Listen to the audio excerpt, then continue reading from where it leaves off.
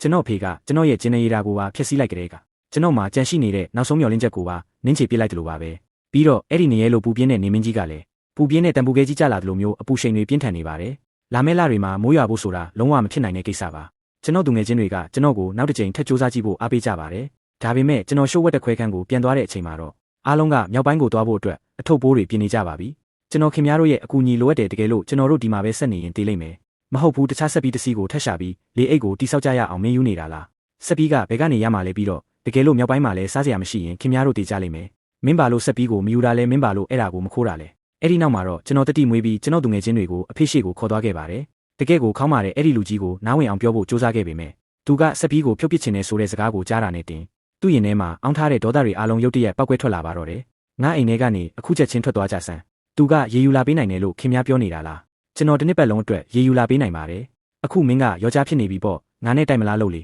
ကျွန်တော်ဟာကိရိယာတွေတင်ဆုံးရှုံးသွားတာမဟုတ်ပဲကျွန်တော်အဖေရဲ့ချစ်ချင်းမေတ္တာကိုပါဆုံးရှုံးသွားခဲ့ရပြီဆိုတာကိုနားလည်လိုက်ပါတယ်ကျွန်တော်သူငယ်ချင်းတွေကသူတို့နဲ့အတူထွက်ပြေးဖို့ခေါ်ကြပြီးမဖြစ်နိုင်တဲ့အဲ့ဒီအိမ်မက်ကိုဆွတ်လွတ်လိုက်ဖို့ပြောကြပါတယ်ဒါပေမဲ့နောက်ဆုံးမှာတော့ကျွန်တော်ရက်တန့်လိုက်ပါတယ်ဘာလို့လဲဆိုတော့ဒီလိုချိန်မျိုးမှာအပိုင်းပိုင်းဆက်ဆက်ဖြစ်နေတဲ့ကျွန်တော်မိသားစုကိုပြစ်မထားနိုင်လို့ပါပဲအဲ့ဒီနောက်မှာတော့ကျွန်တော်တို့ရဲ့ခွေးလေးပျောက်ဆုံးနေတာကိုသတိထားမိသွားပါတယ်ကျွန်တော်၆တွေ့နေတဲ့တစ်ပင်ကြီးစီကိုရောက်တဲ့အခါမှာတော့မျက်မှောက်မှုတွေနဲ့ပြည့်နှက်နေတဲ့ဒီကဘာကြီးကနေသူတိတ်တဆိတ်ထွက်ခွာသွားပြီဆိုတာကိုတွေ့လိုက်ရပါတယ်အဲ့ဒီအချိန်မှာပဲကျွန်တော်ဖေကတော့တေဆုံးသွားတဲ့လူကြီးအတွက်နောက်ဆုံးဆူတောင်းပေးနေပါတယ်ကျွန်တော်မေကတော့အဖေဟာသူ့ရဲ့ခေါင်းမာမှုကိုဆက်ပြီးစုပ်ကန်ထားတော့မဲဆိုတာကိုမြင်ပြီးဘာမှမတတ်နိုင်တဲ့စိတ်ပြတ်မှုနဲ့ဝမ်းနည်းမှုတွေကြောင့်ငိုကြွေးနေပါတော့တယ်ငါနောက်ထပ်ဘာတွေကိုဆုံးရှုံးရဦးမှာလဲထရိုင်ဝဲရှင်နဲ့အတူနေဖို့ဆုံးဖြတ်ကြတဲ့ကကျမတခုခုကိုဆုံးရှုံးခဲ့ရတယ်ကျမဒီကိုလာခဲ့တော့ကအဲ့ဒီနောက်မြေယာတွေအဲ့ဒီနောက်အန်နီကိုပါဆုံးရှုံးခဲ့ရတဲ့ရှင်ကိုတောင်းပန်ပါတယ်ရှင်လုပ်ခဲ့တာဘာမှအလုံးမဖြစ်ခဲ့ဘူးအဲ့ဒီနောက်မှာတော့ခွေးလေးအတွက်ရိုးရှင်းတဲ့ဂူတင်ချိုင်းလေးတစ်ခုလုပ်ပေးလိုက်ပြီးတစ်သားလက်ဝါးကတ်တိုင်လေးတစ်ခုစိုက်ထူပေးလိုက်ပါတယ်ဒါပေမဲ့အဲ့ဒီအချိန်မှာပဲအဖေကကျွန်တော်ကိုလာရှာပါတယ်